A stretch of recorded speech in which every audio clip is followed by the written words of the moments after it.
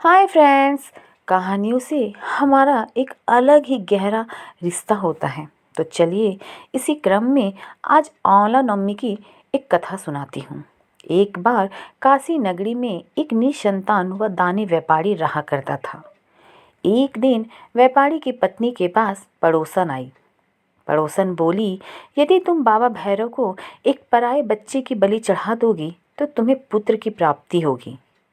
इतना कहकर पड़ोसन वहाँ से चली गई। क्योंकि व्यापारी को पुत्र नहीं थे, इसलिए व्यापारी के घर लौटने के बाद उसकी पत्नी ने पड़ोसन की सारी बातें उससे कही।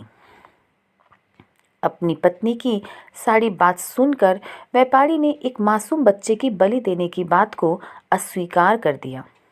लेकिन पत्नी ने अपने पति की एक न सुनी और मौका पाते ही उसने एक कन्या को कुएं में गिरा दिया और बाबा भैरव को बलि दे दी। लेकिन व्यापारी की पत्नी को इस बलि का उल्टा परिणाम देखने को मिला। उसके शरीर पर घाव हो गए और उस कन्या की प्रेत आत्मा उसे सताने लगी।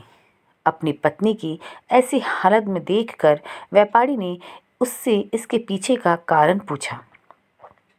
तब उसने सारा वृत्तांत अपने पति को सुनाया। पत्नी की बात सुनकर व्यापारी ने कहा, इस संसार में गौ, बाल और ब्राह्मण हत्या करने वालों के लिए कोई स्थान नहीं है। इसलिए इस पाप का प्रायश्चित करने के लिए तुम्हें गंगा नदी के किनारे जाकर भगवान का स्मरण करना पड़ेगा। यदि सच्चे मन से तुमने भगवान का भजन किया तो तुम्हें अवश्य ही इन कष्टों से मुक्ति मिलेगी। उसने ऐसा ही किया और गंगा किनारे रहने लगी। वे प्रतिदिन भगवान का स्मरण करती थी। तब एक दिन वहाँ गंगा माता एक वृद्ध स्त्री का वेश धारण कर प्रकट हुई। उसने व्यापारी की पत्नी से कहा, तू मथुरा जा और वहाँ जाकर कार्तिक शुक्ल पक्ष की नवमी का व्रत कर और इसी दिन विधि विधान से आंवले के वृक्ष का पूजन कर। ऐसा करने से तुम्हारे सभी पाप धुल जाएंगे और तुम्हें सभी प्रकार के कष्टों से मुक्ति मिलेगी। आंवला नवमी के दिन आंवला के वृक्ष के नीचे ब्राह्मणों को भोजन कराना लाभदायक माना जाता है। एक दूसरी कथा कुछ इस प्रकार है आंवला नवमी के बारे में। पहले ब्राह्मणों को सोना दान में दिया जाता था। एक बार एक सेठ आंवला नवमी के दिन ब्राह्मणों को आदर सत्कार देता था। ये सब देख के सेठ के पुत्रों को अच्छा नहीं लगता था और इसी बात पे वे पिता से झगड़ा भी किया करते थे। घर के लड़ाई झगड़ों से परेशान होकर सेठ ने घर छोड़ दिया और दूसरे गांव में रहने लगा। जीवन यापन के लिए सेठ ने एक दुकान लगा ली और दुकान के आगे आंवले का एक पेड़ लगाया। भगवान की भक्ति करना कोई बुरी बात नहीं है, इसलिए भगवान की कृपा से उसकी दुकान खूब चलने लगी। परिवार से दूर होने के बावजूद वे यहाँ भी आंवला नवमी का व्रत और पूजा आदि करने लगे थे।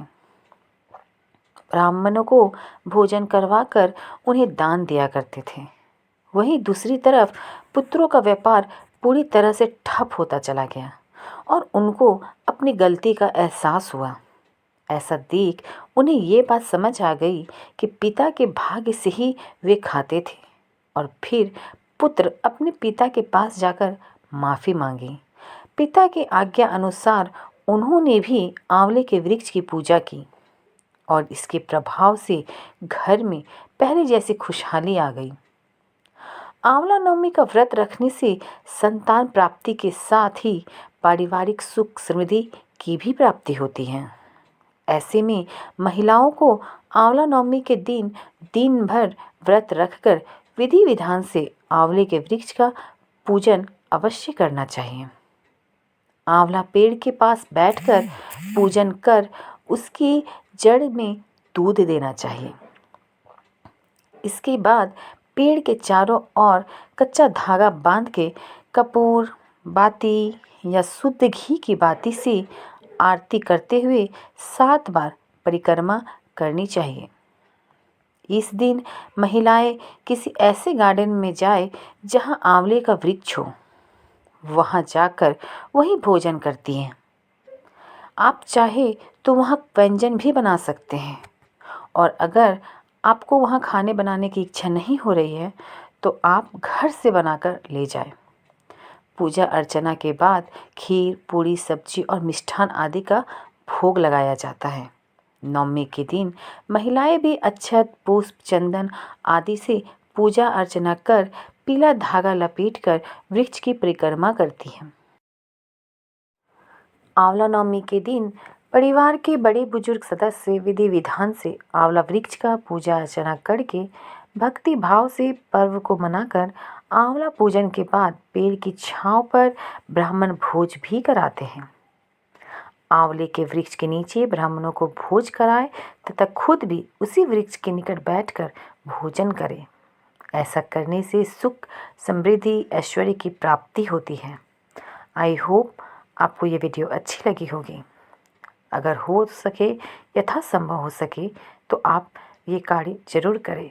मिलते हैं अगली वीडियो में। तब तक के लिए बाय, टेक केयर। अगर आप मेरे चैनल पर नए हैं तो प्लीज़ विजिट माय चैनल। अगर आपको मेरी स्टोरीज़ पसंद आ रही हैं तो please like, share and subscribe my channel. Thank you for watching my videos. Thank you so much.